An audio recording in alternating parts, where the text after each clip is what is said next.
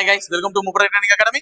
So guys, எல்லாருமே இன்னைக்கு PC அல்டிமேட்ல பார்க்க போறது நம்மளுடைய உளவியல் கேள்விகள். பார்த்து ஃபர்ஸ்ட் கொஸ்டின் எப்படியும் ஆன்சர் நான் சொல்றதுக்கு முன்னாடி நீ தான் பண்ண போறேன். ஸோ நான் எதுக்காக நிறைய விஷயங்களை நீங்க கேட்டுட்டே இருக்கீங்க. அதாவது நம்ம ஒரு வீடியோ போடுறோம். இப்ப நம்ம அறிவியல் போட்டோம்னு வச்சுக்கோங்க, சார் சமூக அறிவியல் வீடியோ போடுங்க. சமூக அறிவியல் போட ஆரம்பிச்சா சார் உளவியல் போடுங்க. ஏன் உளவியல் போட மாட்டேன்? சரி, உளவியல் போட்டா கரண்ட் அஃபேர்ஸ் ஏன் சார் விட்டீங்க? கரண்ட் அஃபேர்ஸ் போட்டா ஏன் சார் தமிழை தொடவே மாட்டேன்றீங்க? இந்த மாதிரி நிறைய விஷயத்த கேட்டுட்டே இருக்கீங்க. அதாவது செய்யறத யாருமே எடுத்துக்க மாட்டேன்றீங்க. அதுதான் வேணும் அப்படின்னு சொல்லிட்டு ஒவ்வொருத்தருக்கு நாங்க எல்லாத்தையுமே ஈக்குவலா தான் போட்டுட்டு இருக்கோம். நடப்பு நிகழ்வுகளுக்கு 2 மாசம் போட்டேன். தமிழுக்கு ஒரு வீடியோ போட்டேன். அந்த ஒரு வீடியோல 60 கேள்விகள் தமிழ் உளவியல்ல கேட்கக்கூடிய 5 கேள்விகளும் ஸ்கோரிங் பார்ட்ல இருக்கக்கூடிய 60 கேள்விகளா அதை போட்டிருக்கேன். அதுக்கு அடுத்தது சமூக அறிவியலுக்கு விக்னேஷ் சார் வாரம் தவறாம 2 அல்லது 3 வீடியோ கொடுத்துட்றாரு. அறிவியலுக்கும் முடிஞ்ச அளவுக்கு எங்களால் மேக்ஸிமம் போட்டேன். நேத்து நான் போட்டது ஓல்டு வீடியோ தான், நான் இல்லைன்னு நான் மறுக்கல. இவ்வளவு நாள் போட்டதுலேயே நேத்து போட்டது நான் ஓல்டு வீடியோ தான். ஏன்னா எடுக்கக்கூடிய நேரம் எங்களுக்கு குறைச்சலா இருந்துச்சு. ஏன்னா நாங்க இங்க நிறைய விஷயத்த இன்னொரு பிளான் பண்ணிட்டு இருக்கோம். ஸோ உங்களுக்கு ஒரு கம்யூனிட்டி போஸ்டே வந்திருக்கும், ருத்ரா அப்படின்னு சொல்லிட்டு. அதுக்காக ஒரு பெரிய பிளானே பண்ணிட்டு இருக்கோம். ஸோ நிறைய விஷயங்கள் எங்களுக்கு இருக்கு இங்க. நாங்க அதுக்காக கொஸ்டின் செய்துட்டு அதுல ஒருத்தர் நக்கலா ஒருத்தர் கமெண்ட் போட்டிருந்தாரு, சார் உங்களுடைய பிஸி ஷெட்யூலே பாருங்க, எங்களுக்கு ஒன்றும் ஓல்டு வீடியோ எல்லாம் தேவையில்லை அப்படின்னு போட்டிருந்தாரு. எங்களுடைய நேரத்தை இப்போ ஓல்டு வீடியோன்றதுனால அதுல ஒரு டேட்டா தான் தப்பா இருந்துச்சு. அதாவது இஸ்ரோவுடைய தலைவர் சோம்நாத் தான் இருந்தாருன்னு அப்ப எடுக்கும்போது சோம்நாத் தான் இருந்தாரு. சோ நாராயணன் இப்போ அது கரண்ட் அஃபேர்ல நான் உங்களுக்கு அப்டேட்டும் பண்ணி கொடுத்துருக்கேன். இல்லாம இல்ல, நானே தான் அந்த பாயிண்ட்டும் சொல்லியிருக்கேன். சோ அப்ப எடுத்த பிசிக்ஸ்ல இருக்கக்கூடிய எல்லா விஷயமும், கெமிஸ்ட்ரியில இருக்கக்கூடிய எல்லா விஷயமும் மாறிடுச்சா? அப்ப ஆப்பிள்ல மாலிக் அமிலம் இருந்ததுன்னா இப்போ நான் டாட்டாரிக் அமிலம் மாறிடுச்சா? கிடையாது இல்ல. சோ அதுதானே எங்களுடைய ஒரு காலகட்டத்துல நான் போட்டேன். அதுக்கு உடனே நேத்து அவ்வளவு பேர் அதுல ஒருத்தர் அந்த பேசுறீங்க, நல்லா பேசுறவங்களுக்கு 1000 விஷயங்கள் இருக்கலாம். அவங்க சுச்சுவேஷன்ல இருந்தாதான் அவங்களுடைய நிலைமை புரியும். ஓகேங்களா? சோ எங்களால முடிஞ்ச அளவுக்கு நாங்களும் எஃபர்ட் போட்டு கொடுத்துட்டு தான் இருக்கோம். எங்களால எவ்வளவு டைம் இது பண்ண முடியுமோ அவ்வளவு டைம் நாங்களும் பண்ணிட்டு கொடுத்துட்டு தான் இருக்கோம். சோ நீங்க உங்களுடைய சப்போர்ட்டை கொடுக்குறீங்களான்னு அதுதானே இல்ல. சோ எவ்வளவு பேர் வீடியோவை நாங்க ஃபுல்லா பாக்குறோம் சார், நாங்களும் நிறைய விஷயத்தை தெரிஞ்சுக்கிட்டோம்னு இருக்கீங்க. கண்டிப்பா கிடையாது. ஒரு நடப்பு நிகழ்வுகள் அவ்வளவு கேட்டீங்க, அவ்வளவு போடுறோம். சோ நடப்பு நிகழ்வுகள்ல எத்தனை பேர் நிறைய விஷயத்தை தெரிஞ்சுக்கிட்டீங்க? அதுல ஒரு சில பேர் சார் எக்ஸ்ட்ரா சொல்ற மாதிரி, நிறைய சொல்ற மாதிரி இருக்கு.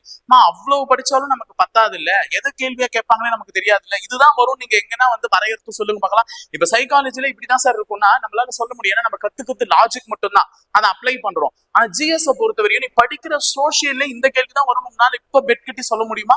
யாருக்குமே வாக்குறுதி இல்ல. அப்ப நிறைய விஷயத்தை தெரிஞ்சுக்கிட்டா அட்லீஸ்ட் ஆப்ஷன் எலிமினேஷனுக்காவது இது பயன்படும் தான் நான் நிறைய தகவல்கள் உங்ககிட்ட பகிர்ந்துக்கிறேன். ஆனா அப்பயே சொன்ன அந்த 1 மணி நேரம் உங்களுக்கு வேஸ்ட் ஆக போறதுல எக்காரணத்துக்கு கொண்டும் சொல்லிட்டு. ஆனா நிறைய பேரு அவங்களுடைய ஹேட்டர்ஸ் ஆல்வேஸ் ஸ்ப்ரெட் ஹேட். ஆனா நாங்க அதை வாங்கிக்கிட்டு திருப்பி அவங்க அன்பா தான் கொடுக்குறோம். சோ நீங்களும் அதை புரிஞ்சுப்பீங்க நம்புறோம். சோ தொடர்ந்து உங்களுடைய சப்போர்ட்டை கொடுங்க. இந்த நேரத்துக்கு இந்த கேள்விக்கு நீங்களே ஆன்சர் பண்ணிருப்பீங்க. ஏன்னா இது கூட லாஜிக் எனக்கு தெரியாதா சார் அப்படின்னு சொல்லிட்டு. இன்னைக்கு இதுல சைக்காலஜி பார்ட் தான் அதிகமா இருக்கும். மேக்ஸ்ல ஒரு 3 கேள்வி தான் வச்சிருக்கேன். சோ மேக்ஸ்க்கு நான் செப்பரேட்டாவே வீடியோ போடுறேன் அந்த உளவியல் பார்ட்ல. சரியா? சோ தொடர்ந்து லிசன் பண்ணுங்க. சோ இன்னைக்கான ஃபர்ஸ்ட் கொஸ்டின், பொருத்தமான வார்த்தையை தேர்ந்தெடுக்கும் சொல்லிட்டு சுருள் சுழல் என்றால் வளையல் எதனுடன் தொடர்புடையதுன்னு கேட்கிறேன். எல்லாருக்குமே தெரியும் சுருள் எந்த டைப்ல இருக்கும், சுழன்று தான் இருக்கும். அப்ப வளையல் எந்த டைப்ல இருக்கும், வட்டமா தான் இருக்கும். சோ இந்த நேரத்துக்கு கரெக்டான ஆன்சர் வட்டம்னு பண்ணிருப்பீங்க. சோ சைக்காலஜியை பொறுத்தவரை எந்த அளவுக்கு வேகமா நீங்க மூளையை யோசிக்க ஆரம்பிக்கிறீங்க அந்த அளவுக்கு அது வேகமா பிராக்டிஸ் ஆகும். சோ 2வது கேள்வி இந்த நேரத்துக்கு நீங்க கரெக்டா சொல்லலாம் அப்படின்னு பார்க்கும்பொழுது தவறானதை தேர்ந்தெடுன்னு சொல்லிட்டு சில எண்கள் கொடுத்திருக்கேன். இந்த எண்களை பார்க்கும்போது அனைத்துமே இரட்டைப்படை எண்கள். 700 ஒரு இரட்டைப்படை எண் தான், 250 ஒரு இரட்டைப்படை எண் தான். ஏன்னா எல்லாமே 0த்துல நிறைவு பெற்று இருக்கக்கூடிய ஒரு காரணத்தினால எல்லாமே இரட்டைப்படை எண்கள் தான். சரி, அதையும் மீறி இது 5ஆல் அடிப்படுதா? 5ஆல் அடிப்படும். 5ஆல் அடிப்படுதா? படும். 5ஆல் அடிப்படுதா? படும். 5ஆல் அடிப்படுதா? படும். சோ எல்லாமே 5ஆலையும் அடிப்படுதே சார். அப்ப 10ஆல் அடிப்படுமா? 10ஆலையும் அடிபட்டுதான் சாவும். எல்லாமே ஆகுதே சார். அப்ப எந்த லாஜிக்கின் அடிப்படையில் எதை தவறானதுன்னு தேர்ந்தெடுக்கிறீங்க அப்படின்னு பார்க்கும்பொழுது சோ கொஞ்சம் யோசிச்சா 50ஆல் அடிப்படக்கூடிய எண்கள். ஓகேவா? ரொம்பதான் பட் ஆனா இதெல்லாம் எளிமையான நம்பர்ல, அதனாலதான் ஒரு கொஞ்சம் யோசிக்கிற மாதிரியான ஒரு லாஜிக் வச்சேன். 50ஆல் அடிப்படக்கூடிய நம்பர்கள்ல இது 50ஆல் அடிப்படும், இதுவும் 50ஆல் அடிப்படும். அதாவது 50 ரூபாவா பிரிச்சா இதெல்லாம் என்னால பிரிக்க முடியும். ஆனா 640 ரூபா ஒண்ணு 50 பிரிக்க முடியுமா? 600 வரையும் 50 பிரிப்பேன். ஆனா பிச்சன் உங்ககிட்ட எவ்வளவு இருக்கும்? 40 இருக்கும். அப்ப அது 50ஆல் அடிப்படாது இல்ல. அப்ப 50ஆல் அடிப்படாத ஒரு காரணத்தினால 640 தான் இங்க கொடுக்கப்பட்ட எண்களில் என்ன எண்? தவறான எண். சரியா? அடுத்தது 13வது கேள்வி. சோ 3வது கேள்வி. இதுல விடுபட்ட வார்த்தையை கண்டுபிடிக்கவும் அப்படின்னு சொல்லிட்டு கொடுத்துருக்காங்க. விடுபட்ட வார்த்தையை கண்டுபிடிக்கவும் சொல்லிட்டு இங்கிலீஷ்ல கொடுத்துருக்காங்க. சரி, என்ன சார் இங்கிலீஷ்ல எல்லாம் கேள்வி கேட்கறீங்க? இங்கிலீஷ்ல எல்லாம் கேள்வி கேட்டா என்னால ஆன்சர் பண்ண முடியாது அப்படின்னு சொன்னீங்கன்னா இந்த கேள்வி இங்கிலீஷ்ல தான் இருக்கும். நீங்க அதுக்கான மீனிங்க தமிழ்ல எடுத்துக்கணும்னு அவசியம் இல்லை. மீனிங்லாம் தமிழ் கிடையாது. இது இங்கிலீஷை பேஸ் பண்ண ஒரு லாஜிக் உடைய ஒரு கேள்வி. என்ன கேள்வி அப்படின்னு பார்க்கும்போது, ஆக்சிஜன் ஆகட்டும், டாயில், அரோஸ், ஆர்சான், டெனான்ஸ் டெனனியஸ். சோ இதுல என்ன கொடுத்திருக்காங்கன்னா அந்த ஓவினுடைய இடமானது இடப்பெயர்ச்சி அடைந்து கொண்டே வருகிறது. இப்ப ஃபர்ஸ்ட் வேர்ட்ல பாருங்க ஓ எங்க இருக்கு, முதல் இடத்துல இருக்கான். ரெண்டாவது வேர்ட்ல பாருங்க ஓ ரெண்டாவது இடத்துல இருக்கான். மூணாவது வேர்ட்ல மூணாவது இடத்துல இருக்கான். நாலாவது வேர்ட்ல நாலாவது இடத்துல இருக்கான். அஞ்சாவது வேர்ட்ல அஞ்சாவது இடத்துல இருக்கான். ஆறாவது வேர்ட்ல கண்டிப்பா ஆறாவது இடத்துல இருக்கணும். அப்ப இதுதான். Wait wait wait wait wait. இந்த கேள்வியை எங்கேயோ பார்த்த மாதிரியே இருக்கே சார், அந்த அகாடமில இருந்து எடுத்தீங்களா அப்படின்னு நீங்க கேட்டீங்கன்னா, எங்க அகாடமில இருந்தாங்க அந்த அகாடமியே எடுத்தாங்க அப்படின்னு சொல்ல வேண்டிய கட்டாயம் தான். ஏன்னா 2022, 21, 20 இந்த தேர்வுகள்ல எல்லாம் எங்களதுல பாத்தீங்கன்னா இந்த கொஸ்டின் எல்லாம் நான் தாங்க ஃபர்ஸ்ட் செட் பண்ணேன். ஏன்னா இந்த லாஜிக் எல்லாம் என் கைப்பட நான் யோசிச்சு செட் பண்ண லாஜிக்ஸ்ங்க.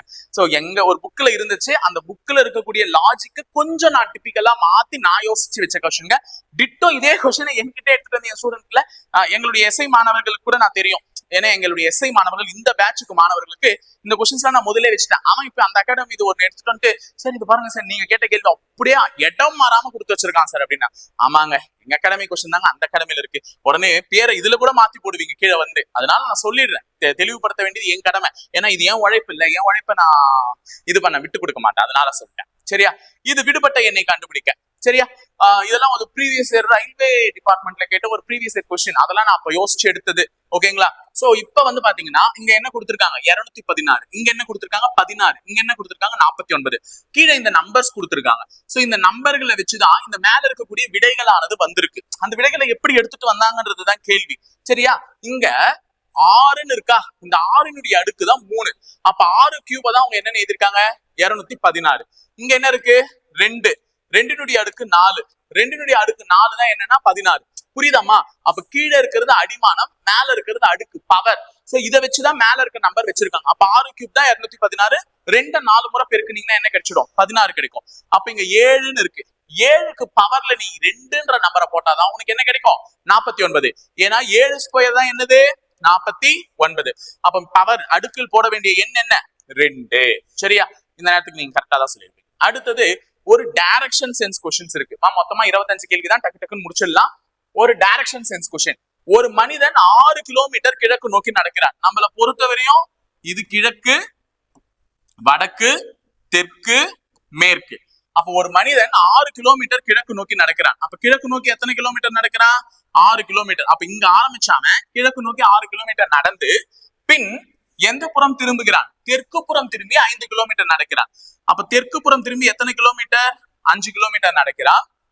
பின் மீண்டும் கிழக்கு புறம் திரும்பி 6 கிலோமீட்டர், மறுபடியும் கிழக்கு புறம் திரும்பி எத்தனை கிலோமீட்டர் 6 கிலோமீட்டர் நடக்கிறான். பின் வடக்கு புறம் திரும்பி 10 கிலோமீட்டர், வடக்கு புறம் திரும்பி எத்தனை கிலோமீட்டர் 10 கிலோமீட்டர் நடக்கிறான். எனில் ஆரம்ப புள்ளியில் இருந்து அவன் எவ்வளவு தொலைவில் உள்ளான்? இதுதான் கேள்வி. அப்ப இந்த தொலைவை தான் கேட்கிறாங்க. புரியுதுங்களா? இந்த தொலைவு என்னன்னு கேட்கிறாங்க. அப்ப இது ஒரு செங்கோண முக்கோணத்தை ஏற்படுத்தக்கூடிய ஒரு கொஸ்டின் தான். இந்த செங்கோண முக்கோணத்தின் அடிப்படையில இந்த கேள்வியை நீங்க என்ன பண்ணணும் சால்வ் பண்ணணும். அப்போ இந்த தொலைவை தான் கேட்கறாங்க. ஆரம்ப புள்ளியிலிருந்து எவ்வளவு தொலைவில் உள்ளான்னு கேட்டிருக்காங்க. அப்ப இந்த தொலைவு கண்டுபிடிக்கிறதுக்கு இந்த கீழே இருக்கக்கூடிய இந்த முக்கோணத்தினுடைய இந்த அளவு என்னன்னா, இங்க ஒரு 6 கிலோமீட்டர் இருக்கா, இந்த அளவு என்னன்னா இங்க இருக்கக்கூடிய அளவு. அப்ப இது ஒரு 6 கிலோமீட்டர். அப்ப 6 + 6 எவ்வளவுமா வந்துச்சு 12 கிலோமீட்டர். அப்ப முக்கோணத்தினுடைய அடிப்பக்கம் 12 கிலோமீட்டர். முக்கோணத்தினுடைய இந்த சைடு கண்டுபிடிக்க போறேன்னா இது மொத்தமா 10 கிலோமீட்டர். அதுல இந்த கீழே இருக்கக்கூடிய 5 கிலோமீட்டர் எனக்கு தேவை கிடையாது. ஏன்னா அந்த 5 தான் இந்த 5ல என்ன ஆயிடுச்சு கழிஞ்சிடுச்சு. அப்ப இது மட்டும் தான் செங்கோண முக்கோணம் போது இந்த 5 இந்த 5ல கழிஞ்சிடுச்சு. அப்ப 10ல 5 போச்சுன்னா மிச்சம் எவ்வளவு இருக்கும் 5. அப்ப முக்கோணத்தினுடைய இந்த பக்கம் எவ்வளவு 5 கிலோமீட்டர்.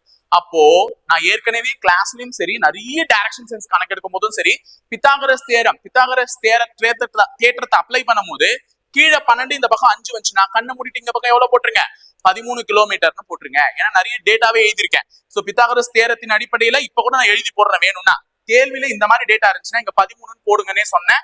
அதுதான் வந்து ஒரு இது. சரியா? இப்ப நான் எழுதி போடுறேன் பாருங்க. இது ஆன்சர்.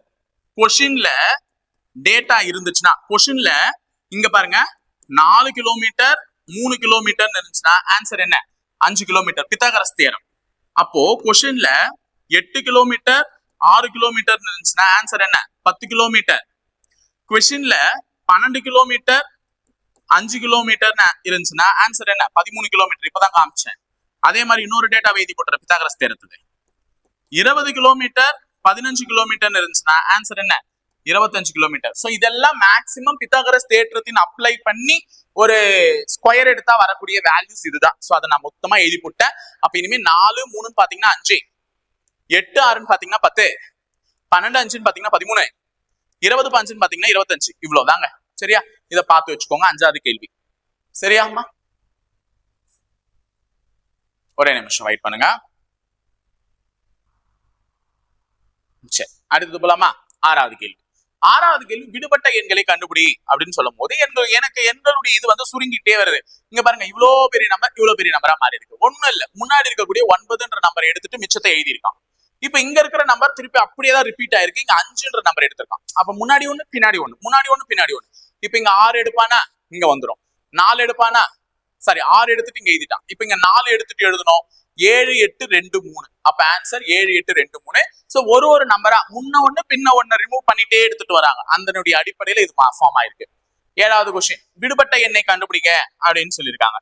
சோ 1 4 7 27 2 5 8 38 3 6 9 என்னன்னு எடுத்துட்டு வந்திருப்பாங்கன்னு கேக்குறாங்க. சோ 1 4 7 இதை எப்படி சார் 27 எடுத்துட்டு வரலாம்னா, எனக்கு ஓரளவுக்கு இந்த நம்பர்ஸை பார்க்கும்போது நான் தான் சொல்றேன், நம்பர்களோட அதிகமா பழகுங்கம்மா, நம்பர்களோட அதிகமா பழகுங்க.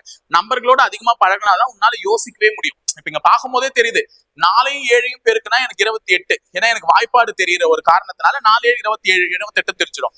அந்த 28ல இந்த 1 கழிச்சுட்டா எனக்கு இருந்த ஆன்சர் வந்துருச்சா? அப்போ ஒரு நம்பரை இதுக்கு கிட்ட இருக்கிற நம்பரையாவது நான் வர வைக்கணும் இருக்கிற நம்பர்ஸ் வச்சு. அப்ப 27க்கு கிட்ட இருக்கிற நம்பரை 28 வர வச்சுட்டேன். எதனால? 4 7 பெருக்குறதுனால. அப்ப 4 7 பெருக்கும் போது எனக்கு 27 கிடைச்சிச்சுன்னா அதுல இருந்து 1 கழிச்சுட்டா 28. அப்போ இங்க 2 5 8 இருக்கா, இதை எப்படி சார் 38 வர வைக்கலாம்னா, 5 8 பெருக்குனா என்ன கிடைக்கும்? 40. 40ல 2 கழிச்சா 38. சூப்பர். அப்ப இப்ப 6 9 பெருக்குனா உனக்கு என்ன கிடைக்கும்? 54. 54 நீ 3 கழிச்சுட்டா என்ன கிடைக்கும்? 51. ஆன்சர் என்ன? C option 51. அடுத்து 8வது கேள்வி, வீடு படுக்கையறை குளியலறை வெண்படம் தேர்ந்தெடுக்க அப்படின்னு சொல்லிட்டு கொடுக்குறாங்க. வீடு படுக்கையறை குளியலறை வெண்படத்தை தேர்ந்தெடுக்க சொல்றாங்க. நல்லா ஞாபகம் வச்சுக்கோங்க, ஒரு வீட்டுல எல்லா ரூம்ஸுமே இருக்கும். படுக்கையறை தனியா இருக்கும், அதாவது பெட்ரூம் தனியா இருக்கும், பாத்ரூம் தனியா இருக்கும், பூஜை ரூம் தனியா இருக்கும், கிச்சன் தனியா இருக்கும்.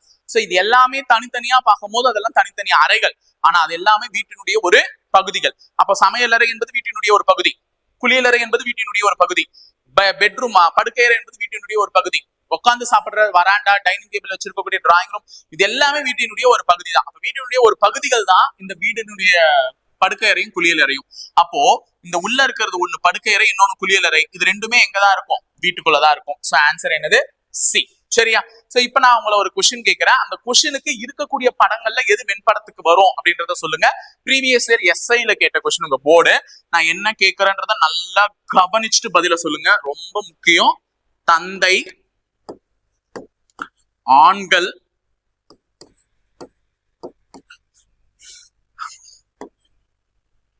மனிதர்கள். சரியா? நல்லா கொஸ்டினை லிசன் பண்ணிட்டு ஆன்சரை சொல்லுங்க. தந்தை, ஆண்கள், மனிதர்கள். இதுக்கு இங்க இருக்கக்கூடிய வெண்படத்துல ஒண்ணுதான் ஆன்சர்.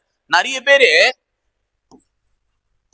இத ஆன்சரா சொல்லி வச்சிருக்கீங்க, நிறைய பேர் சொல்றீங்க இது ஆப்ஷன்ல அப்ப இருந்துச்சு. கொஸ்டின் கேட்டுறாங்க பாருங்க, இந்த கொஸ்டின் கேட்டிருந்தாங்க பாரு, அந்த கொஸ்டின்ல இதையும் ஆப்ஷனா வச்சிருந்தாங்க. தயவு செஞ்சு இது ஆப்ஷன் கிடையாது.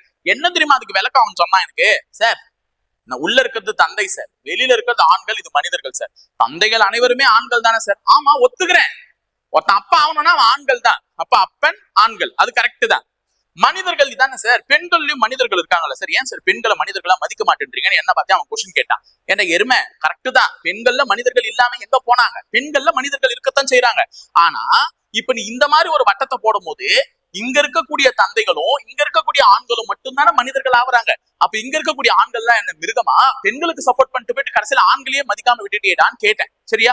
இதுதான் இந்த படத்துக்கான நியாயமான விளக்கம். இதை எவரா தப்பு பண்ணீங்கன்னா கொன்னுடுவேன். இனிமே இந்த படம் வந்து உங்க போர்டு தான் கேட்டிருக்காங்க, வேற யாரும் கேட்கல. நாளை பின்ன பிசில எங்கேயோ இருந்து ஒரு கொஸ்டின் எடுக்கிறதுக்கு பதிலா இந்த கொஸ்டினை தூக்கி திருப்பி விட்டுற போறான். அப்படி விடும் போது தப்பி தவிர இந்த படத்தை போட்டுறாதீங்க. இதுல இருக்கக்கூடிய ஏதோ ஒண்ணுதான் ஆப்ஷன்ல இருக்கு, அது என்னன்றதை மறக்காம கமெண்ட் பாக்ஸ்ல கமெண்ட் பண்ணிட்டு போங்க. சரியா? சரி, அடுத்து 9வது கேள்வி, எத்தனை செவ்வகங்கள் உள்ளன? இதெல்லாம் நான் டிஃபால்ட்டான கொஸ்டின். இந்த மாதிரி படத்தை பார்த்தாலே 9 செவ்வகங்கள் உள்ளன போட்டு நான் இது பல கொஸ்டின்ல பல இடத்துல எடுத்துட்டேன். சோ இந்த மாதிரி ஒரு படத்தை பார்த்து எத்தனை முக்கோணம் இருக்குன்னு உங்க பிசிலே தான் கேட்டிருக்காங்க. எத்தனை? 10 முக்கோணம் இருக்கு. அதே மாதிரி இதுல எத்தனை முக்கோணங்கள் தோன்றும்? 8 முக்கோணங்கள் தோன்றும். இதெல்லாம் டிஃபால்ட்டான கொஸ்டின், பார்த்தோன்னே டக்கு டக்குன்னு ஆன்சர் பண்ணக்கூடிய கொஸ்டின்ஸ். புரியுதா? எடுத்து 10வது கேள்வி சமன்பாடுமா, இதை அதுவா மாத்த அதை இதுவா மாத்துன்னு சொல்றான்ல. இப்போ 72 பெருக்கல்ல இருக்கிறத என்னவா மாத்த சொல்றாங்க? வகுத்தலா மாத்த சொல்றாங்க. அப்ப வகுத்தல் 9 மைனஸ் என்னவா மாத்த சொல்றாங்க? கூட்டலா மாத்த சொல்றாங்க. கூட்டல என்னவா மாத்த சொல்றாங்க? பெருக்கலா மாத்த சொல்றாங்க.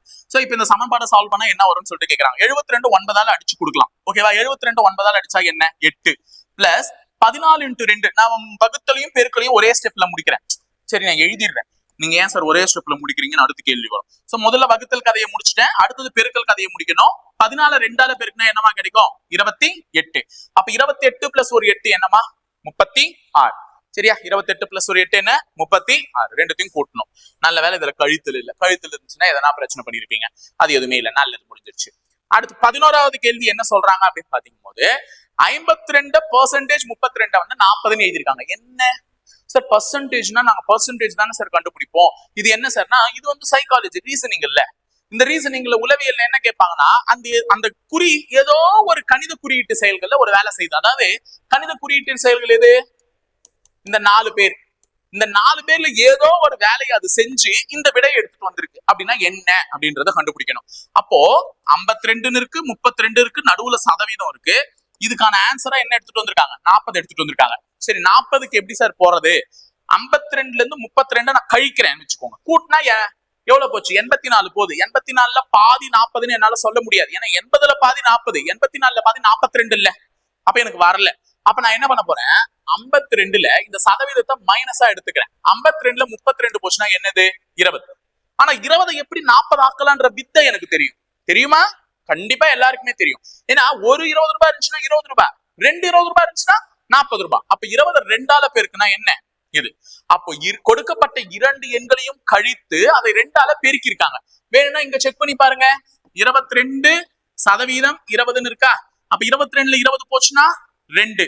அந்த 2 2ஆல பெருக்குனா 4. அப்ப விடை 4 வந்துட்டானா? அப்போ 15% 11 மதிப்பு கேட்கிறான். 15ல 11 போச்சுன்னா 4. அந்த 4 2ஆல பெருக்குனா என்ன மதிப்பு? 8. டி ஆப்ஷன்ல இருக்கக்கூடிய 8. சரியா? 12வது கேள்வி போலாமா? 12வது கேள்வி, ஒரு பெண் ஒரு கடையில் 250 மீட்டர் கிழக்கு நோக்கி நடந்து, அப்ப நான் ஆல்ரெடி சொல்லிட்டேன் எது வடக்கு, எது கிழக்கு, எது தெற்கு, எது மேற்கு அப்படின்னு சொல்லிட்டு. அப்போ ஒரு பெண் ஒரு கடையிலிருந்து எத்தனை கிலோமீட்டர் போறா? 250 மீட்டர். அப்ப இதுதான் பெண். இங்க இருக்கக்கூடிய பெண் ஒரு கடையில இருந்து 250 மீட்டர் 250 மீட்டர் கிழக்கு நோக்கி செல்கிறார். பின் வடக்கு புறம் திரும்பி, வடக்கு என்றால் மேலே, மேலே திரும்பி எத்தனை மீட்டர் செல்கிறார்? 100 மீட்டர் செல்கிறார். பின் மேற்கு, மேற்கு திரும்புகிறார். மேற்கு இந்த பக்கம் இல்லமா? அப்ப மேற்கு பக்கமா திரும்பி 120 மீட்டர் தான் போறார். 120 மீட்டர். நல்லா பாருங்க, இது மொத்த டிஸ்டன்ஸ் 250. ஆனா நான் வெறும் 120 தான் திருப்பி இருக்கேன். அப்ப நான் முழுசா கோடு போடக்கூடாது. உன் இஷ்டத்துக்கு நீ கோடு போடக்கூடாது. அங்க எவ்வளவு சொல்றாங்க அதுக்கேற்ற மாதிரி போடு. அப்ப இது 250 மீட்டர்னா இது 120 மீட்டர்னா இது லென்த்துக்கு இதை இழுத்துற கூடாது இல்ல. மொத்தமா 250 கவர் ஆயிடும்ல. அப்ப நம்ம 120னா பாதி இழுங்க போதும். ஓகேவா? ரொம்ப எல்லாம் வேண்டாம். அடுத்தது இடதுபுறம் திரும்பி 100 மீட்டர். இங்க மேற்கு பக்கம் திரும்பி 120 மீட்டர் வந்த அந்த பெண் அவளுடைய இடதுபுறம் திரும்புகிறார். இத்தனை முறை கிழக்குன்னா வடக்குன்னா மேற்குன்னா, ஆனா இப்ப மட்டும் மேற்கு கிழக்கு வடக்குன்னு சொல்லல, இடதுன்னு சொல்லியிருக்கான். அப்ப மேற்கு நோக்கி நடந்து கொண்டிருக்கக்கூடிய ஒரு பெண்ணுக்கு இடதுபுறம் எந்த பக்கம் வரும்? கீழ் நோக்கி இல்ல வரும். அப்ப இடதுபுறம் கீழ் நோக்கி வரும். திரும்பி எத்தனை மீட்டர் போறா? 100 மீட்டர் போறா. நல்லா ஞாபகம் வச்சுக்கோங்கம்மா. இந்த 100 மீட்டரும் இந்த 100 மீட்டரும் சமனாய் அடிச்சுக்கும். அவ்வளவுதானே? இதுவும் 100 மீட்டர், இதுவும் 100 மீட்டர். அப்போ இந்த இடத்துல, அதாவது ஆரம்பிச்சு கடைக்கு ஆரம்பிச்சு அதே டைரக்ஷன்ல இங்க வந்து நின்றுட்டு இருக்கா. இன்னும் அவ எவ்வளவு மீட்டர் போனா வந்துடும்? 150 மீட்டர் போனா வந்துடும். சரியா? ஏன்னா இது 120 மீட்டர் வந்திருக்கா. இப்ப எக்ஸ்ட்ரா இது 150 மீட்டர், ரெண்டும் சேர்ந்தாதான் எவ்வளவு? 250 மீட்டர். சரியா? இப்ப அவன் என்ன கேட்கிறான்? ஆரம்பித்த இடத்திலிருந்து எவ்வளவு தூரம் மற்றும் எந்த திசையில் அவள் உள்ளாள். இதுதான் ஆரம்பிச்ச இடம். ஆரம்பம் இதுதான். ஆரம்பிச்ச இடத்துல இருந்து இப்ப இங்க முடிச்சிருக்கானா எவ்வளவு தூரத்துல இருக்கா? 130 மீட்டர் தூரத்துல இருக்கா. எவ்வளவு தூரத்துல இருக்கா? 130 மீட்டர் தூரத்துல இருக்கா அந்த பெண். எந்த திசையில் இருக்கிறார்? ஆரம்பிச்ச இடத்துக்கு இது என்ன திசை? கிழக்கு திசை. ஏன்னா மேப் என்ன காமிக்குது? இப்படி போச்சுன்னா கிழக்குன்னு காமிக்குது. அப்ப 130 மீட்டர் கிழக்கு திசையில் உள்ளார். சரியா? Answer over. 13வது கேள்வி போலாமா? 13வது கேள்வி, சரியான வார்த்தையை தேர்ந்தெடு. நீந்துதல் என்பது தண்ணீருடன் தொடர்புடையது எனில் பறத்தல் என்பது எதனுடன் தொடர்புடையதுன்னு கேக்குறாங்க. அப்ப நீந்துதலுக்கு தண்ணீர் மிக மிக அவசியம். தண்ணீர் இல்லாமல் ஒருத்தரால் நீந்த முடியுமா? ஏன் நான் நீந்த மாட்டேன், தண்ணி போட்டுட்டே நான் நல்லா நீந்துவேன் அப்படின்னு சொல்றவங்களா இருக்காங்க. அதெல்லாம் வேணாம். தண்ணீர் தான் நீந்துதலுக்கு மிக மிக அவசியம். அப்ப பறத்தலுக்கு எது மிக மிக அவசியம்னா பறவை கிடையாது, ரெக்கை கிடையாது, காற்று. என்னதான் நீ ரெக்கையை அடிச்சு பறந்தாலும் காற்றை நீ தள்ளலைன்னா பறக்க உன்னால முடியாது. அப்ப பறத்தலுக்கு மிக மிக அவசியம் வந்து காற்று. சரியா?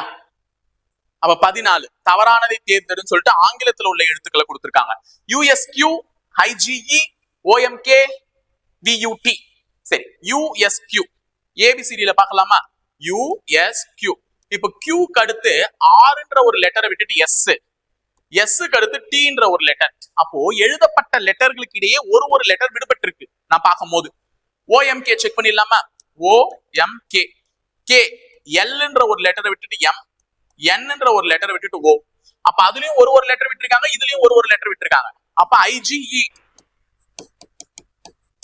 Fன்ற ஒரு லெட்டரை விட்டுட்டு G, Hன்ற ஒரு லெட்டரை விட்டுட்டு I. சோ எல்லாமே ஒரு லெட்டரை விட்டுட்டு தான் எழுதிருக்கான். அப்ப இவன் தான் ஆன்சரா இருக்கணும். ஏன்னா TUV லைனா எழுதிருக்கான், எதுவுமே லெட்டரே விடல. அப்ப இவங்க தான் ஆன்சர், டி ஆன்சர். ஓகேவா? 15 விடுபட்ட வார்த்தையை தேர்ந்தெடு. கிரை, டோம், சூப்பர், ரேண்டம் அப்படின்னு கொடுத்திருக்கான். நமக்கு ஏற்கனவே நல்லா தெரியும். இதே மாதிரி ஒரு கொஸ்டின் தான் அங்க நான் வச்சிருந்தேன். அதுல O இடப்பெயர்ச்சி அடைஞ்சிச்சு. அப்ப இங்க C இடப்பெயர்ச்சி அடையுதா சார்னா இல்லையே, சிஏ இல்லையே. டோம்ல எங்க இருக்கு C, சூப்பர்ல எங்க இருக்கு C, ரேண்டம்ல எங்க இருக்கு C. அப்ப Cல இங்க இடம்பெயர்ல. அப்ப இது வேற மாதிரி ஒரு லாஜிக். அப்ப இங்கிலீஷை வச்சுதான் லாஜிக்ஸை டிஃப்ரெண்டா ஃப்ரேம் பண்ணி அப்ப நான் எழுதுறேன். அப்ப நான் எவ்வளவு தெரியுமா இருந்தேன், உட்காந்து நிறைய யோசிச்சேன் பசங்களுக்கு எப்படி எல்லாம் கொஸ்டின்ஸை யோசிக்கலாம். அதாவது அப்ப நான் என்ன யோசிக்க வச்சது எதுக்குன்னா, நான் வந்து பிசி மாணவர்கள் பிசி தேர்வுக்கு மட்டுமே போக கூடாது. எந்த ஒரு தேர்வுகளையும் உளவியல் அப்படின்ற ரீசனிங்ன்ற ஒரு கொஸ்டினை ஃபேஸ் பண்ணா அவனுக்கு அட்டன் பண்ணணும்ன்ற தைரியம் வரணும்ன்றதுதான் என் நோக்கமா இருந்துச்சு. நான் வந்து பிசிக்கு போதும் அப்படின்ற மாதிரி எல்லாம் எதிர்பார்த்து எல்லாம் கொஸ்டின்ஸ் செட்டே பண்ணல. இப்பயுமே சரி, நான் இங்க இருக்கக்கூடிய பசங்களுக்கு நிறைய கொஸ்டின்ஸ் டெஸ்ட் வைக்கிறேன். சோ எல்லாமே அவன் ஒரு பிசி தேர்வை கிளியர் பண்ணணும்னு இல்ல. நாளை பின்ன அவன் பிசி ஆகட்டும், SSC GD ஒரு சென்ட்ரல் கவர்மெண்ட்ல நடத்தக்கூடிய ஏதாவது ஒரு தேர்வுக்கு போனா கூட ரீசனிங் அப்படின்ற ஒரு செக்ஷன் அவனுக்கு சுலபமா மாறணும்ன்றதுனால செட் பண்ணதுக்கு தான். அப்ப யோசிச்சு செட் பண்ணும்போது கிரை என்பது 3 லெட்டர் வார்த்தை, டோம் என்பது 4 லெட்டர் வார்த்தை, சூப்பர் அப்படின்றது 5 லெட்டர் வார்த்தை, ரேண்டம் 6 லெட்டர் வார்த்தை. அப்ப அடுத்து 7 லெட்டர் வர்றது இருக்கணும். சோ 7 லெட்டர் இருக்கிறது என்னன்னு பாத்தீங்கன்னா ஃபார்முலா. ஓகேவா? ஃபார்முலா. சரி, ஃபார்முலா அப்படின்னும் போது எனக்கு நிறைய ஞாபகம் வருது. கொஞ்சம் ஆன்சர் பண்றீங்களா? ஏன்னா ஃபார்முலா நமக்கு தேவையில்ல, அளவியல் தான். சதுரத்தின் பரப்பளவு, சதுரத்தின் பரப்பளவு கண்டுபிடிக்கிறதுக்கு என்ன ஃபார்முலா, அதே மாதிரி செவ்வகத்தின் பரப்பளவு மற்றும் சுற்றளவு கண்டுபிடிக்கிறதுக்கு என்ன ஃபார்முலா. சோ 2 ஃபார்முலா எனக்கு மெசேஜ், 3 ஃபார்முலா. சதுரத்தினுடைய பரப்பளவு கண்டுபிடிக்கிறதுக்கு என்ன ஃபார்முலா, செவ்வகத்தினுடைய பரப்பளவு மற்றும் சுற்றளவு கண்டுபிடிக்கிறதுக்கு என்ன ஃபார்முலான்றதை மறக்காம கமெண்ட் பாக்ஸ்ல கமெண்ட் பண்ணிட்டு போறீங்க. சோ மறக்காம பண்ணுங்க, ஏன்னா நிறைய விஷயத்த தெரிஞ்சுக்கலாம். நமக்கு தெரிஞ்சதுதான் மறுபடியும் தெரிஞ்சுக்கிட்டாதான் நல்லா யூஸ்ஃபுல்லா இருக்கும். சோ அதனாலதான் சொல்றேன். சரியா? அடுத்து 16 விடுபட்ட எண்ணை கண்டுபிடிங்கன்னு சொல்லிட்டு 170, 149, 130, 113 கொடுத்திருக்காங்க. 170, 149, 130, 113 கொஸ்டின் மார்க் கொடுத்திருக்காங்க. சரி, எவ்வளவு விடுபட்டு இருக்கு? குறைஞ்சிருக்கு. ஆக்சுவலா 10ல 9 போச்சுன்னா 1, 7ல இருந்து 1 கடன் கொடுத்துட்டா 6 தான் இருக்கும். 6ல 4 போச்சுன்னா 2. அப்ப 21 கழிச்சிருக்கேன். 9ல 0 போகாது. சோ 9. 4ல 3 போச்சுன்னா 1. 19 கழிச்சிருக்கேன். ஓகே, லாஜிக் தெரிஞ்சிருச்சு எனக்கு. 21, 19 எல்லாமே ஒற்றைப்படை எண்கள். 21க்கு அடுத்து கீழே இருக்கக்கூடிய ஒற்றைப்படை எண் தான் 19. அப்ப இங்க 17 வரணுமா அப்படின்னு செக் பண்ணிடலாம். 10ல 3 போச்சுன்னா 7 வருதுப்பா. அப்போ 3ல இருந்து 1 கடன் கொடுத்துட்டு இருப்பேன். 2ல 1 போச்சுன்னா 1, 17 தான். அப்ப இங்க நான் ஆட்டோமேட்டிக்கா முடிவு பண்ணிடுவேன் 15 தான் கழிக்கப்பட்டிருக்கும். ஏன்னா 21க்கு அடுத்து 19, 19க்கு அடுத்து 17, 17க்கு அடுத்து 15னா 113ல 15 போச்சுன்னா எவ்வளவுனா 13ல 5 போச்சுன்னா 8, 10ல 1 போச்சுன்னா 9. So answer 98. ஆன்சர் 98. சரியாப்பா? கரெக்டா போட்டுருங்க. அடுத்து 17 ஆசிரியர்கள் பட்டதாரிகள் பெண்கள் அப்படின்னு சொல்லிட்டு கொடுக்குறாங்க. ஆசிரியர்கள் பட்டதாரிகள் பெண்கள். நல்லா கவனிச்சுக்கோங்க. இந்த கேள்வி இந்த ஆப்ஷன் சில பேர் சூஸ் பண்றீங்க, ஆனா அது தப்பு. ஏன் நான் சொல்றேன் அப்படின்னும் பொழுது, ஆசிரியர்கள் பட்டதாரிகள் பெண்கள், இவங்க என்ன சொல்றாங்கன்னா நடுவுல இருக்கக்கூடிய வட்டம் பெண்கள்னும் இங்க பக்கம் இருக்கக்கூடியவங்க ஆசிரியர்கள்னும் இந்த பக்கம் இருக்கக்கூடியவங்க பட்டதாரின்னு சொல்றாங்க. நல்லா கவனிச்சுக்கோ. ஆசிரியர் பணிக்கு செல்ல வேண்டும் எனில் ஆசிரியர் பணியே நற்பணி, அதற்கே உன்னை அர்ப்பணி அப்படின்னு சொல்லிட்டு நம்மளுடைய நண்பன் படத்துல கூட அந்த கோட் சொல்லியிருப்பாங்க. அப்ப ஆசிரியர் பணிக்கு செல்ல வேண்டும் எனில் ஒருவர் பட்டதாரியை முடித்திருக்கணும்ல. பட்டதாரியா இருந்தா தான் ஆசிரியர் பணிக்கு செல்ல முடியும். சும்மா கூப்பிட்டுருவான் ஆசிரியர் பணிக்கு. பிஎட் முடிச்சிருக்கணும்ல, ஏதாவது ஒரு டிகிரியில கரஸ்பாண்டிங் டிகிரியில டிகிரியில அவங்க என்ன முடிச்சிருக்கணும், இது முடிச்சிருக்கணும், பிஎடும் முடிச்சிருக்கணும் வித். அப்பதான் அவங்களால என்ன பண்ண முடியும், ஆசிரியர் வேலைக்கு போக முடியும். சும்மா கூப்பிட்டுருவாங்களா யாராவது வா டீச்சரா வந்து வேலை செய்யுட்டு? டான்ஸ் டீச்சருக்கு தேவையில்ல, டான்ஸ் கத்துக்கிட்டா கத்து கொடுக்கலாம். பாட்டு டீச்சருக்கு பாட்டு கத்துட்டா கத்து கொடுக்கலாம். இப்ப ஏதாவது ஒண்ணு எடுக்கணும்னா அவங்க டிகிரி முடிச்சிருக்கனால அறிவியல் வாதியார் சும்மா போய் அறிவியல் எடுக்க முடியுமா? சமூக அறிவியல் சும்மா போய் சமூக அறிவியல் எடுக்க முடியுமா? அவங்க ஏதாவது ஒரு பட்டய படிப்பு முடிச்சு அதுல இருந்து தான் அவங்களால டிகிரி குவாலிஃபிகேஷன்ஸ் வச்சிருக்க முடியும். அப்போ ஒரு ஆசிரியர் பட்டதாரியா இருந்திருக்க முடியும். இந்த படத்தை நீ சூஸ் பண்ணனா பெண்கள்ல சில பேர் ஆசிரியர்களாகவும் பெண்கள்ல சில பேர் பட்டதாரிகளாகவும் இருப்பாங்கன்னு சொல்லியிருக்காங்களே தவிர ஆசிரியர்கள் யாரும் பட்டதாரிகளா இல்லைன்ற மாதிரியான மீனிங் வந்துடும். அப்ப எந்த படத்தை சூஸ் பண்ணணும்னா டி, ஒரு வட்டம் பெண்கள், ஒரு வட்டம் ஆசிரியர், ஒரு வட்டம் பட்டதாரி. அப்போ பட்டதாரியான ஆசிரியர் இருக்காங்க அப்படின்றது தான் இது இந்த படம் விளக்கக்கூடிய செய்தி. புரிஞ்சுக்கோங்க சரியா? ஏற்கனவே ஒரு படம் கேட்டிருந்தோமா, ஆண்கள், தந்தைகள், மனிதர்கள். கரெக்டா சூஸ் பண்ணிடு. இப்போ லோகேஷ் அவன் வீட்டிலிருந்து 15 கிலோமீட்டர் வடக்கு நோக்கி செல்கிறார். நிறைய திசைகள் கணக்கு இருக்கா? சரி பண்ணிடலாம். லோகேஷ் அவன் வீட்டிலிருந்து 15 கிலோமீட்டர் வடக்கு நோக்கி செல்கிறான். அப்ப இதுதான் லோகேஷனுடைய வீடு. லோகேஷ் வீடு, அவன் வீட்டுல இருந்து 15 கிலோமீட்டர் வடக்கு நோக்கி செல்கிறான். 15 கிலோமீட்டர் வடக்குனா இப்படிதான் போனோம். அடுத்தது பின் மேற்கு புறம் திரும்பி 10 கிலோமீட்டர், மேற்குனா இந்த பக்கம் 10 கிலோமீட்டர் செல்கிறான். பின் தெற்கு திரும்பி 5 கிலோமீட்டர், தெற்கு திரும்பி 5 கிலோமீட்டர். ஏன்னா மேற்கு இப்படி வந்துச்சு, தெற்கு இப்படி வரும். அடுத்தது இறுதியில் கிழக்கு புறம் திரும்பி, கிழக்குனா இதுதாமா 10 கிலோமீட்டர். அப்ப இந்த 10 அடிச்சுக்குமா? அடிச்சுப்போம். ஓகே, நடந்து முடிக்கிறான். அவன் வீட்டிலிருந்து எந்த திசையில் உள்ளான் அப்படின்னு கேக்குறாங்க. இங்க 5 கிலோமீட்டர்னா இந்த 5 அடிச்சிடும். அப்ப இன்னும் வீட்டுக்கு போறதுக்கு 10 கிலோமீட்டர் அவனுக்கு தேவைப்படுது. ஏன்னா 15 கிலோமீட்டர்ல இது டோட்டல் டிஸ்டன்ஸ். அப்ப வீட்டிலிருந்து எந்த திசையில் இருக்கிறான் என்றால் எந்த திசை? மேல் நோக்கி பார்க்கிறது. மேல் நோக்கி பார்க்காத எந்த திசை? வடக்கு திசை. நல்ல வேலை எவ்வளவு தூரத்துல இருக்காங்கன்னு கேட்கல, எவ்வளவு தூரத்துல இருக்கான்னு கேட்டா 10 கிலோமீட்டர். ஏன்னா மொத்தமா இந்த டிஸ்டன்ஸ் எவ்வளவு? 15 கிலோமீட்டர். அந்த 15 கிலோமீட்டர்ல இங்க ரிட்டர்ன் 5 கிலோமீட்டர் வந்துட்டான். அப்ப அந்த 5 கிலோமீட்டர் போயிடுச்சுன்னா இந்த டிஸ்டன்ஸ் மட்டும் தான் கேட்கறான். அது எவ்வளவு இருந்திருக்கணும்? 10 கிலோமீட்டர் இருந்திருக்கணும். அதனால கரெக்டா பார்த்து போடுங்க. கணக்கெல்லாம் ஈஸி தான், நீங்க தான் போடணும். அடுத்தது ஒரு அடுக்கு வரிசை கேள்வி கேட்டிருக்காங்க. நிஷா என்பவள் சுஜாவை விட உயரம். நிஷா யாரை விட உயரம்? சுஜாவை விட உயரம். நிஷா என்பவள் சுஜாவை விட உயரம். நினா என்பவள் நிஷாவை விட உயரம். அந்த நிஷாவை விட உயரம் வந்து நினா. பேர்ல பாருங்க ஒரே மாதிரி பேரை வச்சு கன்ஃபியூஸ் பண்ணுதுங்க. நிலா என்பவள் நினாவை விட உயரம். பாருங்க, நம்மள பேரை முழுசா எழுதி வைக்கிறான். நம்ம பாட்டு பேருடைய முதல் எழுத்தை மட்டும் எழுதலாம்னா எல்லாமே நீ நீ நீ. நிஷா, நின்னா, நில்லா. அடுத்தது மிஷா அனைவரை விட உயரம். நிஷா மாதிரி இங்க ஒரு மிஷா இருக்காங்க. எல்லாரை விட மிஷா தான் உயரம்னா அவர்களை உயர வரிசையில் நிற்க வைத்தால் யார் நடுவில் நிற்பார்னு கேக்குறாங்க. அப்ப யார் நடுவுல நிக்கிறாங்க? அவனே கொடுத்துட்டான். நினா தான் நடுவுல நிக்கிறான். அப்ப ஆன்சர் யாரு? பாம்பே, நினா. சரியா? 20வது கேள்வி ஒரு தரவு செயலாக்கத்துல இருந்து கேட்டிருக்கேன். இயற்பியல் பாடத்தில் அனைத்து மாணவர்களும் பெற்ற சராசரி மதிப்பெண் என்னன்னு கேட்டிருக்கேன். பிசிக்ஸ்மா. இயற்பியல் என்றால் பிசிக்ஸ். அப்ப இந்த ஷேடட் ரீஜியன்லாம் பிசிக்ஸ். சரியா? எம்டிஆர் இருக்கிற ரீஜியன்லாம் கெமிஸ்ட்ரி. அப்ப இயற்பியல் மாடத்தில் அனைவரும் பெற்ற மதிப்பெண் சராசரி என்னன்னு கேக்குறாங்க. சராசரினா எல்லாத்தையும் கூட்டி எத்தனை கொடுத்துருக்கானோ அதால வகுக்கணும். எத்தனை கொடுத்துருக்கான்? 5. அப்ப கண்டிப்பா 5ஆல வகுக்கணும். எல்லாத்தையும் கூட்டி 5ஆல வகுக்கணும். முதல்ல எல்லாத்தையும் கூட்டி இல்லாம பி மாணவர் இயற்பியலில் பெற்ற மதிப்பெண் 130. என்ன சார் 130 இல்லைன்னு கேட்காதீங்க. 120க்கும் 140க்கும் நடுவுல இருக்க கூட டச் பண்ணி இருக்கிறதுனால 130. அப்ப பி மாணவர் எவ்வளவு பெற்றிருக்கிறார்? 130 இயற்பியலில். கியூ மாணவர் எவ்வளவு பெற்றிருக்கிறார்னா கியூ மாணவர் 120 பெற்றிருக்கிறார். எனக்கு தெரியுது, பாத்துக்கோங்க. ஆர் மாணவர் எவ்வளவு பெற்றிருக்கிறார்? 80. எஸ் மாணவர் 70 பெற்றிருக்கிறார். டி மாணவர் கடைசியா டி மாணவர் எவ்வளவு பெற்றிருக்கிறார்? அவரும் ரொம்ப குறைச்சலா தான் பெற்றிருக்கிறார், வெறும் 50 தான். சோ இப்ப இது எல்லாத்தையும் கூட்டணுமா? கூட்டலாமா? எல்லாத்துலயும் 0 இருக்கு. 8 7 5, 5 ஒரு 5 20, 20 ஒரு 5 25. சோ கூட்டின அங்க ஒரு 2 3 4 450 வருது. அப்ப சராசரி 450/5. நமக்கு சராசரி கேட்டிருக்காங்க. இதுவே எவ்வளவு மதிப்பெண்கள் மொத்தம் கேட்டா 450 போட்டுருவேன். சராசரி கேட்டிருக்கிறதுனால 5ஆல அடிக்கிறேன். அடிக்கலாமா? 9. சோ 90. அப்ப அனைத்து மாணவர்களும் இயற்பியலில் பெற்ற சராசரி மதிப்பெண் 90. அவ்வளவுதான். 90 தான் இயற்பியலில் பெற்ற சராசரி மதிப்பெண். 21 2 கொஸ்டின் கேட்டுட்டு இருக்கமா. 21 22 இந்த படத்தை வச்சு. சரியா? முதல் கேள்வி, அனைத்து வருடங்களிலும் சி என்ற நிறுவனத்தில் பணிபுரிந்த அனைத்து ஊழியர்களின் எண்ணிக்கை என்ன? அப்போ அனைத்து வருடங்களிலும் சி நிறுவனத்துல பங்கு பெற்ற ஊழியர்களுடைய எண்ணிக்கை கேட்கறான். அப்போ அதை மட்டும் கூட்டினா போதும். 95, 89, 85, 75, 70 கூட்டலாமா? 9 ஒரு 5 எவ்வளவு வந்துச்சு? 14. கரெக்டா? 14. 14 இது ஒரு 10, 24. சரியா? 2 இங்க போட்டுக்கோ. 8 2 10, 15, 25, 25 ஒரு 7, 7 32, 32 ஒரு 9, 41. சரியா? 41. 414 இருக்கா? இருக்கு. ஆனா இந்த 8 2 கூட்டி 10 ஆகிட்டேன். இந்த 7 8 5 ஆச்சா? 25 ஆயிடுச்சு.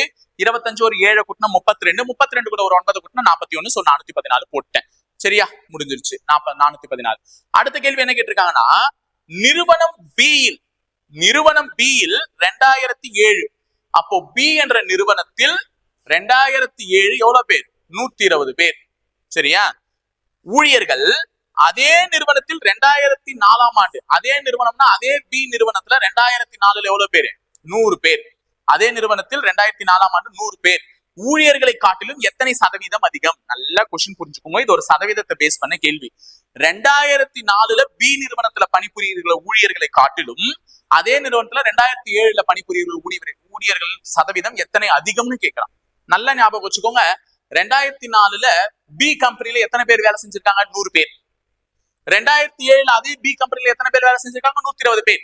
அப்போ எண்ணிக்கையில கேட்டா 100ல இருந்து 120ன்றது எவ்வளவு அதிகம்? 20 பேர் அதிகம். எண்ணிக்கையில கேட்டா 20 பேர் அதிகம். நல்லா கவனிச்சுக்கோ. கேள்வி ரொம்ப முக்கியம்.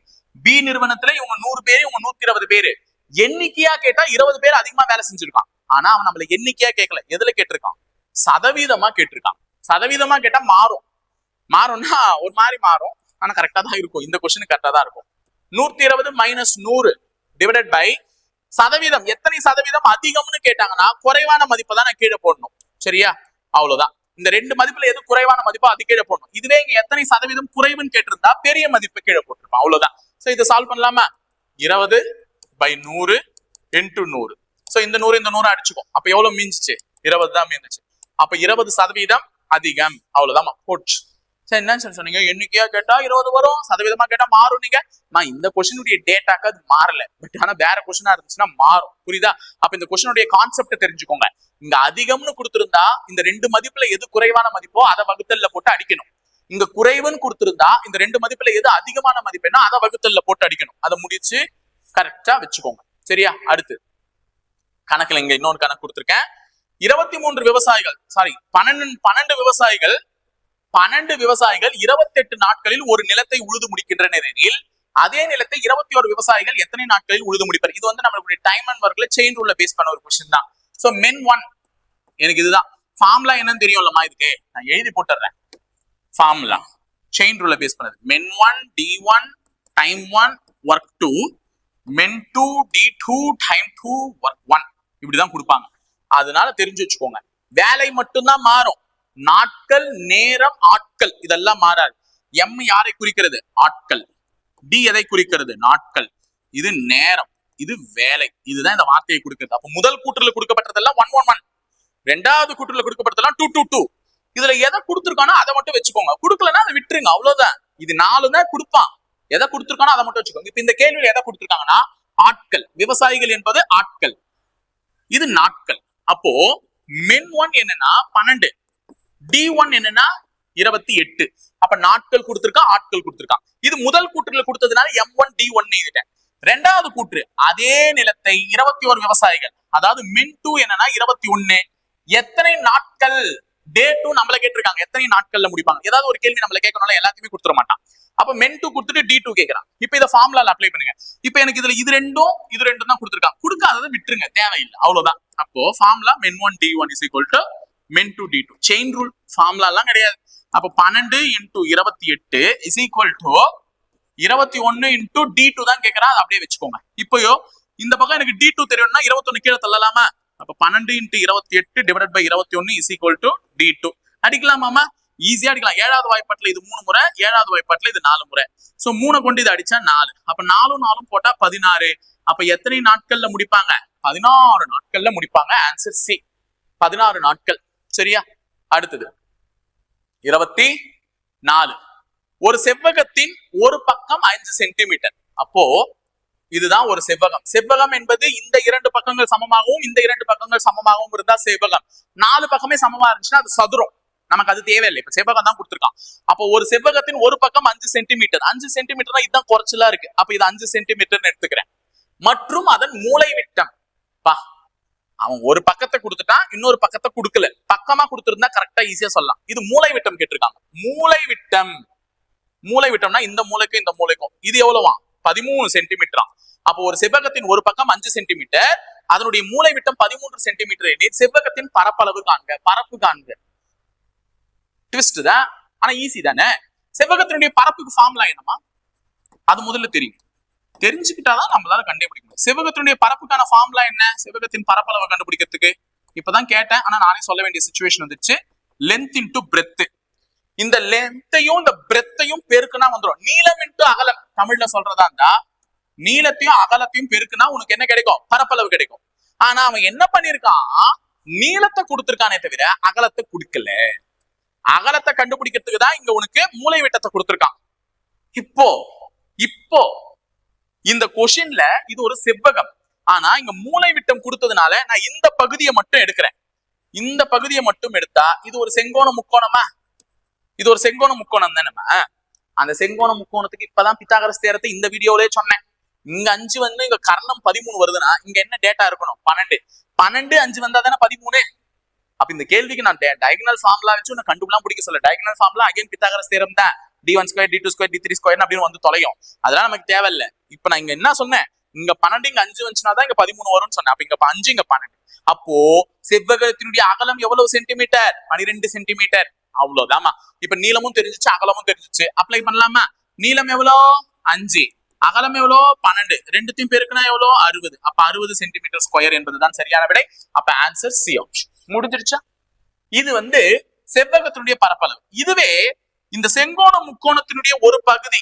செங்கோண முக்கோணத்தினுடைய நீளம் 5, அகலம் அடிப்பக்கம் 12. செங்கோண முக்கோணத்தினுடைய அடிப்பக்கம் 12 சென்டிமீட்டர், நீளம் 5 சென்டிமீட்டர்னு கொடுத்தா உனக்கு ஃபார்முலா, அதுலயும் ஃபார்முலா தெரிஞ்சுக்கோங்க. பரப்பளவு கேட்டா அது ½ இன்டூ லென்த் இன்டூ பிரெத், நீளம் இன்டூ அகலம். அப்ப அந்த ஃபார்முலாவை அப்ளை பண்ணா ½ இன்டூ 5 இன்டூ 12 இதுதான் அப்ளை பண்ணுவீங்க. அப்ப இதை அடிச்சு கொடுத்தீங்கன்னா 6. சரியா?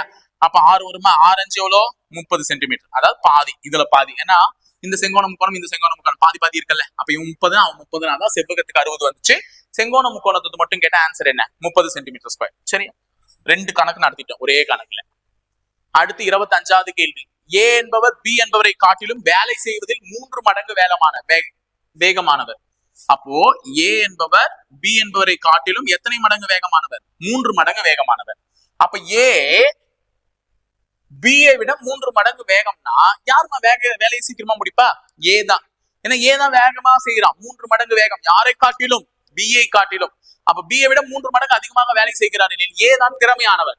அப்ப பி 3 நாள்ல ஒரு வேலை முடிக்கிறானா ஏ ஒரே நாள்ல முடிச்சிருவான். அப்ப பிக்கு கொடுக்கறத 3 நாள வகுத்துக்குங்க. புரியுதா? ஏன்னா 3 மடங்கு வேலை சார். அப்ப 3 நாள் பெருக்க கூடாதுன்னா டேப்பா தம்பிகளா நல்லா கவனிங்க. இவன் 3 நாள்ல செய்யறானா 3 நாள் பெருக்குனா இங்க 9 நாள் ஆயிடும். அது 3 மடங்கு அதிகமா வேலை செஞ்சதுக்கான அர்த்தமா? சோம்பேறி பையன் அர்த்தம்.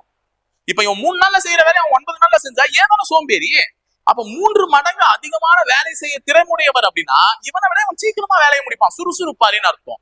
அப்போ 3 நாள் அடிக்கணும். அதாவது into 3 times of efficiency, work efficiency into 3னா கொடுக்கக்கூடிய நாட்களை 3 நாள் அடிச்சு கொடுக்கணும். அப்போ இவன் 6 நாள்ல செய்யற வேலையை இவன் 2 நாள்ல செஞ்சிருவான்றதுதான் கணக்கே. சரியா? அதனால அதை பார்த்துக்கோங்க. அப்ப ஏவை விட பி 3 மடங்கு திறமையானவர். இவங்க சொல்லிட்டாங்க பி ஆனவர் ஒரு வேலையை 24 நாட்கள்ல முடிக்கிறாங்க. அப்ப 24 நாட்கள்ல முடிக்கிறாங்கன்னா 24 3 நாள் அடிச்சா 8. அப்ப ஏ வந்து எத்தனை நாட்கள்ல முடிப்பார்? 8 நாட்கள்ல முடிப்பார். இதுதான் கத்துக்கணும். அப்ப பி 24 நாட்கள்ல ஒரு வேலையை முடிக்கிறாருன்னா ஏ எத்தனை நாள்ல முடிச்சிடுவாரு? 8 நாள்ல முடிச்சிடுவார். இப்ப இருவரும் இணைந்து அந்த வேலையை செய்ய எத்தனை நாட்கள் ஆகும்ன்றதுதான் கேள்வி. அப்ப ஏ 8 நாள்ல முடிக்கக்கூடியவர், பி 24 நாட்கள்ல முடிக்கக்கூடியவர். 2 பேரும் சேர்ந்தாங்கன்னா எவ்வளவு நாள்ல முடிப்பாங்கன்னா ஏ பிளஸ் பி. அப்போ 1/8 பிளஸ் 1/24. இந்த 2 கொஸ்டினுக்கு எல்சிஎம் எடுங்க. 2த்துக்கும் எல்சிஎம் எடுத்தா என்ன? 24. ஏன்னா எது பெரிய நம்பரோ அது அடிக்கப்படுதான் பாருங்க. இப்ப 24 தான் பெரிய நம்பர். 24 எடுத்துக்கிட்டேன்னா 24 8வது வாய்ப்பாட்டிலையும் வரும். அப்ப அடிபடும்ன்றதுனால 24 தான் எல்சிஎம். 24ல எத்தனை 8மா இருக்கு? 3 8 இருக்கு. அப்ப மேல 3. 24 எத்தனை நாள் இருக்கு? 24 இருக்கு. ஒரே 24 தான் இருக்கு. அப்போ 1. சரியா? இப்ப அடிக்கலாமா? 3 பிளஸ் 1 4/24 அடிச்சு கொடுங்க பார்க்கலாம். தலைகீழா மாத்திக்கோங்க. 24 4ஆல் அடிச்சா எத்தனை வந்துச்சு? 6. அப்ப ஆன்சர் எத்தனை நாட்கள்? 6 நாட்கள். ஆன்சர் 6 நாட்கள். இருவரும் இணைந்தால் 6 நாட்களில் அந்த வேலையானது என்ன ஆயிடும்? ஸ்வாஹா. ஏன்னா தனியா செஞ்சாலே 8 நாள்ல செஞ்சிருவான். இந்த கேள்வியை ரொம்ப மண்ட கசாயத்தை ரொம்ப இறக்கிக்காம சிம்பிளா கூட ஆன்சர் பண்ணலாம். தனியா செஞ்சாலே 8 நாள்ல செஞ்சிருவான். கூட வேற பி ஹெல்ப்புக்கு வரானா 8 விட கண்டிப்பா கம்மியா தான் முடியும். அப்போ 9 நாட்கள் வராது, 8 நாட்களும் வராது. அப்ப இது ரெண்டுத்துலதான் ஏதோ ஒரு ஆன்சர். அதுல கொஞ்சம் நல்ல ஆன்சரா பார்த்து கடவுள் புண்ணியத்துல ஏதோ ஒண்ணு ஏ சீன் தொட்டனா ஏதோ ஒண்ணு வந்து கையில விழும். 6 நாட்கள்னு போட்டுக்கோங்க. சரியா? யோசிச்சு போட்டா கூட போட்டுடலாம். சரிங்கம்மா. சரியா? சோ ஓரளவுக்கு இன்னைக்கு சைக்காலஜில 25 கேள்விகள் பார்த்தாச்சு. ஓரளவுக்கு நல்லாவே படிச்சிருப்பீங்க. படிங்க.